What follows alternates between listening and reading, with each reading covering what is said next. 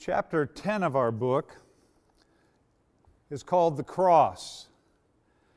And in this chapter, the High King of Heaven sent His only Son to earth to die for the rebellious race. Now let me say that again. The High King of Heaven sent His only Son to earth to die for the rebellious race. This is backwards. The pagan gods demand parents sacrifice their children to the gods. Bob and I had a distinct pleasure of taking our wives and visiting the great Inca capital of Machu Picchu in Peru. It's an incredible city, a testimony to both the engineering and architectural ability of the indigenous peoples in South America. And while we were having a tour of this great Inca capital, our tour guide took us to an altar, a slab of stone overlooking the valley below. And she said, "This is the place where the Inca gods demand that parents sacrifice their children to the gods. So you are to sacrifice your strongest son or your most beautiful daughter." We all know from the Old Testament the god Molech demanded child sacrifice. Throughout history, the pagan gods have demanded the sacrifice of children to the gods. In our own generation, we serve and worship a pagan god. This god is called the god of convenience. And we bow at the altar of convenience and sacrifice over 1 million babies every year in the United States alone before they're born. Because it's not convenient to have a child at this point in my life. So it's not just the ancient Incas. The modern world has its pagan gods that demand the sacrifice of children as well. But in the midst of this context, the Bible has a message.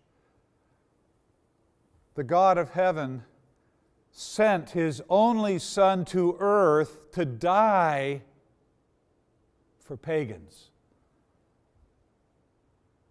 He sent His only Son to earth to die for you and I. While we were yet sinners, Christ died. What kind of a God is this? What kind of a God would do such a thing? This is an incredible God.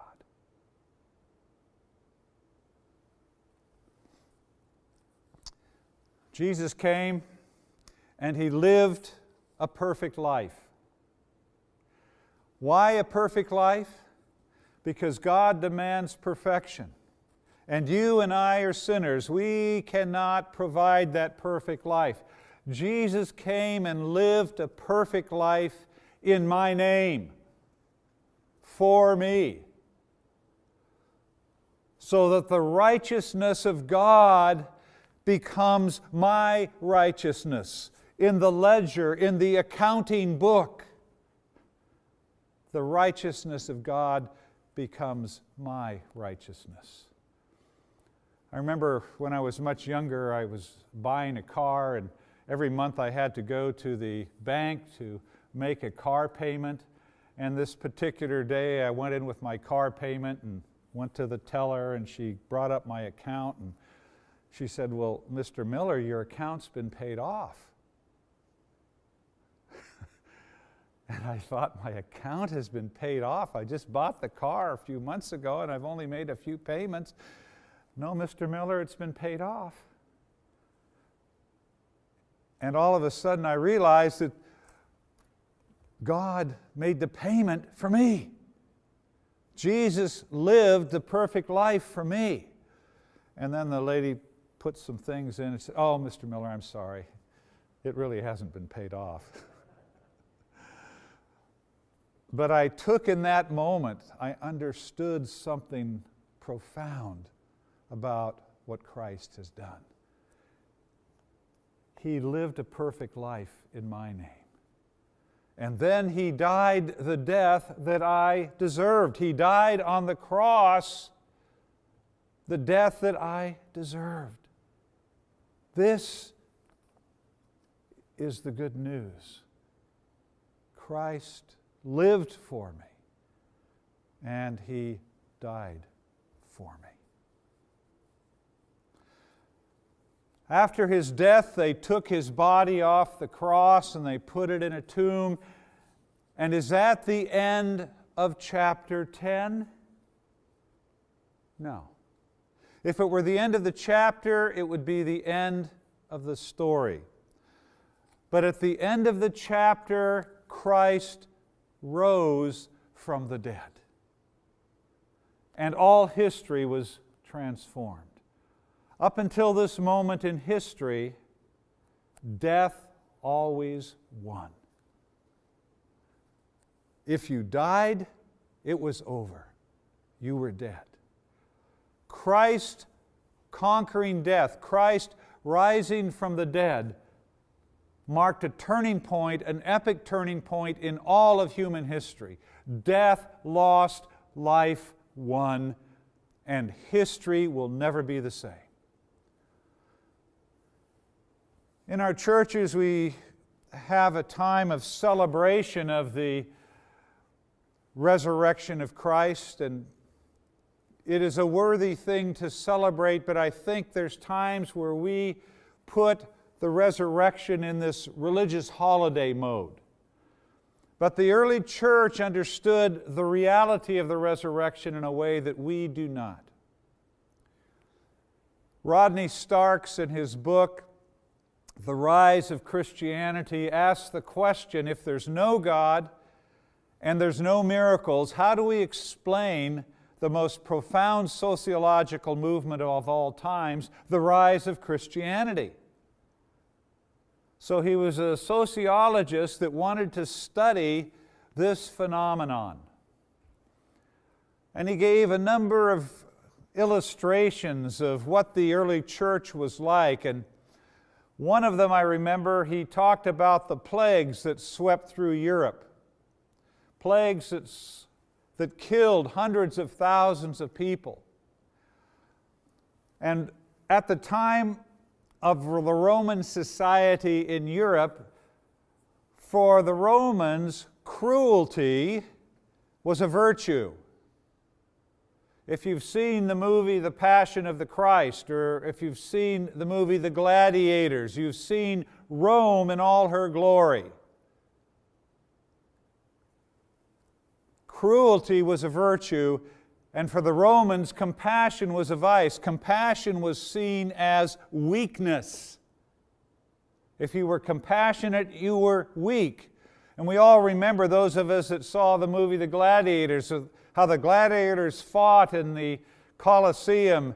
And at this most dramatic scene now, there's only two left, and one of them is on his back, his sword has been removed from his hands, and the one he is fighting is standing triumphant over him with his sword on the man's neck. And the gladiator who's standing is looking to the crowd in the Colosseum. What should I do? Should I let him go free, or should I kill him? And you know what happened. All the crowd said, kill him, do it, do the deed. Why? Because Rome was cruel. Cruelty was a virtue. compassion in Roman society was a vice. But society begins to change when a small band of men and women worship a God of compassion. And they began to live compassionately in the midst of a cruel society. And think of what that means and how that could cost. But for us today, we need to think on these things because this is what God is calling for us in our day, in our generation. So they were called to live compassionately where compassion was seen as weakness and in a society that was utterly cruel. And God used the lives of these Christians to demonstrate His love in this broken society. When the plague swept through Europe, the Romans would throw their family members out on the street. And what would happen? The Christians would take these children, these mothers, these grandmothers, off the street into their own homes because they worshiped a compassionate God and they took care of their pagan neighbors. They loved them. They demonstrated the love of God to their pagan neighbors, and they did it in ways that cost something because many of these Christians caught the plague from their pagan neighbors and died. And many of the pagan neighbors survived the plague because of the demonstration of the love of God coming from these Christians. And when the plague was over, many of the pagans came to Christ while those who cared for them were buried. How could these Christians do this? Because they understood the resurrection. It wasn't just a religious holiday. They understood that when Christ conquered death, all of history was transformed. And now they could live lives that did not fear death. What are you afraid of? What fears do you have that keep you from following what God might be calling you